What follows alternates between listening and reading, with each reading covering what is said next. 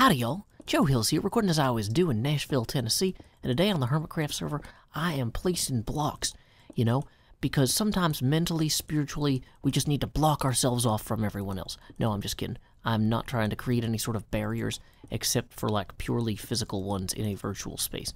So purely virtual barriers here. I am open to new experiences and to engaging with new people, and I'm excited about running folks through this castle for our upcoming role-playing game. However, the castle isn't done. So there's that, At the end of the last episode, I showed off that I had, put a throne in this throne room, this audience hall. But I realized, I still hadn't, actually walled off any of the back side of this building, or this room. So I'm working on a little bit of that right now.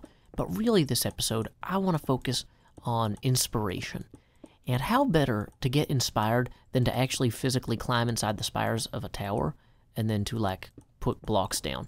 So I figure we will experience inspiration inside of a spire. But, these things, they take time. So first, we're going to just place a few blocks here, just kind of get things generally going, and then we'll head over there shortly. But, we got a lot to do today. Every time we work on this, it gets a little bit closer to being finished, and that's one of the joys of Minecraft, I think, is that sometimes you don't have to be inspired. You can just take somebody else's idea and then learn from it. That's the whole point of this exercise, really, for me. It's going to be fun to play this game with my hermit pals, but really, I want to understand the architectural thinking of Tracy and Laura Hickman when they were working on this castle design back in the 80s. And the more I work on it, the more I kind of see subtle things making a little bit of sense here, a little bit of sense there, It's helpful. And, of course, these hallway doors we're going to have to refine. These are terrible right now, but at least this room feels more like a room and less like a big open space in top of a castle.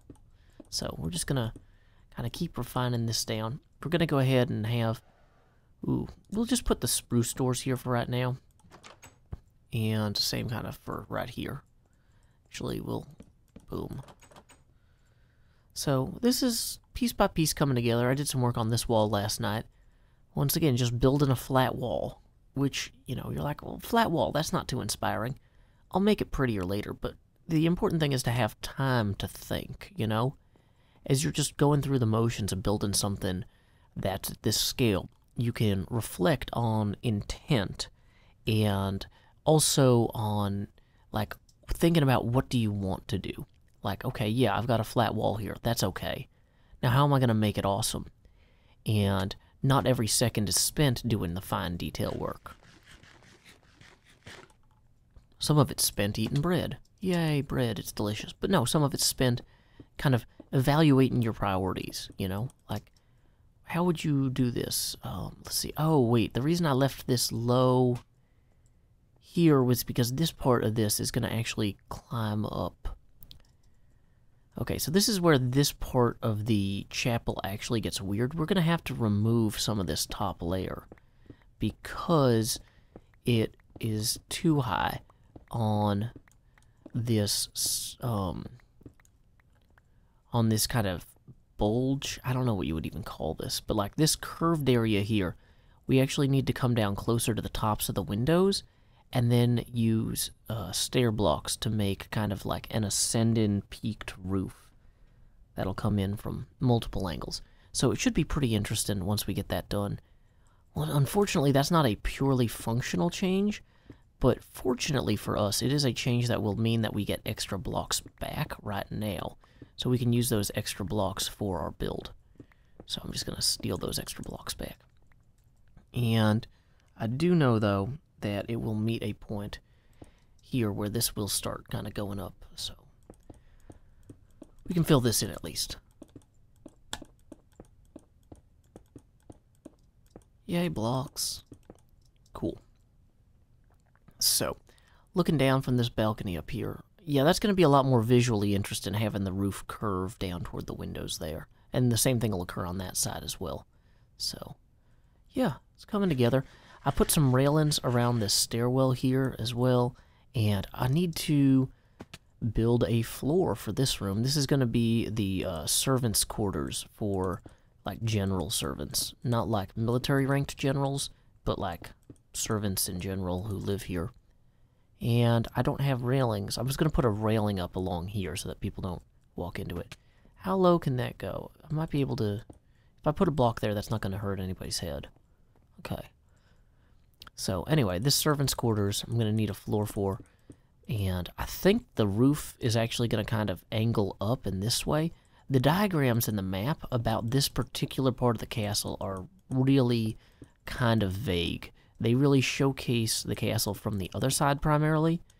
So I'm going to have to make some guesses about how to have this work. But I do know that this will connect to this spiral staircase, which will have landings at various levels.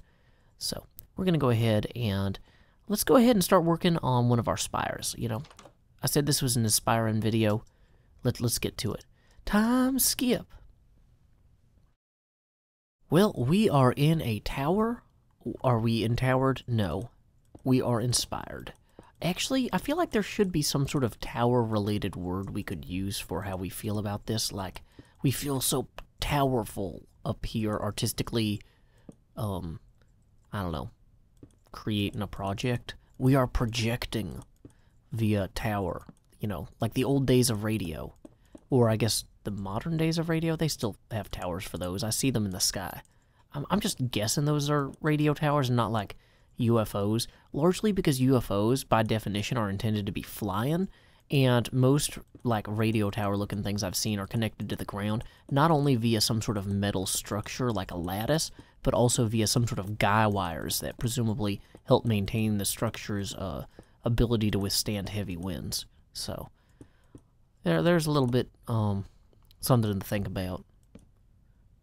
Not sure which part of that you should actually think about too deeply, but, you know, it's an exercise left to the viewer, because, you know, we could all use a little bit more exercise. I gotta say, so summer's pretty much over in Tennessee. We're gonna have, like, our last warm day or so today, basically. Or that's what the forecasters say. Who knows? We might try to go out to a pumpkin farm in October, and it'll be, like, 90 degrees Fahrenheit, which is, like, I don't know, equivalent to about, 70 or so Celsius. That was a joke. I would actually... You cannot endure 70 degrees Celsius as a human being. I don't want... Like, I know some of you guys will take that way too seriously. Like, oh, you can't take your kid to the pool when it's 70 degrees Celsius. It's like, no, man, I know. But, yeah, so we've been swimming a lot this summer, and she's finally gotten to the point where she can, like, take care of herself in the pool, and I can swim laps, and there's so few days left to actually go swimming. But, oh well. It's something to look forward to for next year. Yay. So this is where this tower intersects that tower. And with the overlap, these walls basically will stay intact. If I look at the map real quick, like, these are pretty much isolated from each other. They're just structurally built into each other for support's sake, I guess. So, there's no, like, secret passages or anything between this tower and that tower. They're just so they don't fall over. Although it's kind of surprising. I mean, I guess if you're a really aggressive player, you could probably knock down a wall given enough time. It's Dungeons and Dragons. People get a lot of freedom and stuff like that. So, anyway, yeah, speaking of exercises left to the viewers, get out there and swim some laps if you can, because this is going to be your last chance to do it for a while. Unless you live somewhere really warm, like Australia. In which case, I hope you're looking forward to the upcoming summer, so you can swim laps then. Let's go ahead and look at the layout of this room. Or not room. This is a tower which is comprised of many rooms. No, many rooms comprise this tower. It's composed of many rooms. But anyway, we've got K51, which is a closet in this back corner here. So this is going to basically, we're going to wall this off here. So this is going to be K51, closet, simple, elegant, boom, next problem. Then next to it we have K50, which is going to be a guest room with a large bed in the center of it. And that looks to be about 20 feet by 20 feet. So that's not too big, but it's not too small. We can go ahead. I keep forgetting I got this pick block ability, but it won't let me preemptively pick the blocks. I have to wait until it's empty. Preemptorily won't let me pick the blocks, which is a real shame. But boom, there we go. So we have our closet walled off. This room now, we're going to have 20 blocks. So that's about this, yeah, each of these torches covers about a 10-foot area. So it will basically come out like this, I'm guessing. And I got to look at the doors exactly to figure out how I want to handle entrances and exits. But on the whole, I think that, so this is going to be, let's go ahead and start putting some signs down. K51, no, K50, guest bedroom. These will help when I'm referring to things in the book running the game. And just kind of making sure as a sanity check, like, which floor am I on? Did I screw up? So, entrances and exits. It looks like there is a door opposite the closet door that leads out here. We'll probably switch these to a fancier door later. And I think I might, I don't know if there is a door here. Why did I do this? There is no door here. Boom. Lack the spoon that there is none of. We have bent that to our will. It's a new way. But that's why I'm the first in line. So, anyway, flush with this wall is a really big wall. So we're just going to kind of keep continuing this wall down across the tower. This big semicircular room here is K49 on the map, which is the lounge. So, like, if the guests, like, want to go to sleep, they would sleep in here. And if they wanted to store clothes, they would store clothes in here. But if they wanted to lounge, this part of the tower is where to do it. And I don't know if this lounge has any windows, which is kind of weird. Okay, so the lounge here actually does have 3 windows. They're pretty small, but let's see. How is this an even number of blocks? Yeah, it is. Okay. So 2 ways we can do this. We can have 1 window in the center here, and it overlooks this roof, which is pretty cool. And then have another window here. So let's say you want to lounge around. You're like, oh, this window over here, this is pretty cool. I can see outward. Oh, this window, additionally awesome. But you know what? Tracy and Laura Hickman, they didn't say, guys, what would be great in this lounge for your D&D players? 2 windows? No, they said 3. Boom. These are the sorts of lessons we're trying to gain inspiration from. Comedy works in 3s, but aesthetics may also work in 3s. What more can we learn through this exploration? I don't know yet, but we're going to find out. Let's go ahead and come around here and continue this wall. Now we are going to have another door over here. And that will lead to the base of a stairwell and some other stuff. So really, we are like, whoops. I was going to say we're doing great, but we can't even place a door where we intend to. Yeah, so a big chunk of this space will be consumed by a spiral staircase down the line, which is fine because we kind of have a ladder to represent it. So speaking of going up that ladder, let's go up the ladder. Boom. Oh, hey, what is this? An identical floor. Is that going to be excellent? Mostly. But first we got to figure out what's going to go in here. So looking around down here, it's pretty obvious that there's a nice high ceiling to these rooms. Whereas like this floor up here, it's right below the tip top of the tower. This is intended to give a more oppressive feel. And also to create kind of elements of familiarity, in that some of the rooms are going to be kind of similar to the ones on the floor below, except the floor plan of the tower is kind of rotated. So instead of having a big semicircular lounge facing out this way, like we did downstairs, we have a large room here facing out this way. Oh, awesome. You can see the Red Sky Bay sign. That is cool. I might have to do something well, I'm going to tell people to turn down their view distance a little bit, I think, when we actually play the game. But yeah, this is nice. I like this. So we're going to have some big windows here, and we're going to have a wall that comes across. So we've got that same basic semicircular kind of feel to it. And then we're going to have a big central square room in the middle of the tower. And that's going to be about, I guess, here to here, almost. Whoops. Yeah, if we want this room to be square, I'm looking at this, the obvious way to do it is probably to pull it out this way. I'm not sure how this is going to interact with our spiral staircases, but we can sort that out. So this is 4, 5, 1, 2, 3, 4, 5. Boom. This is the element room.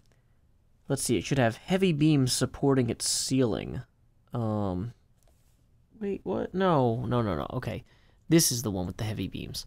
So, if we want to give the impression of heavy beams, we're going to have to come back here with some logs, or whatever, to kind of go across the top there. But, yeah.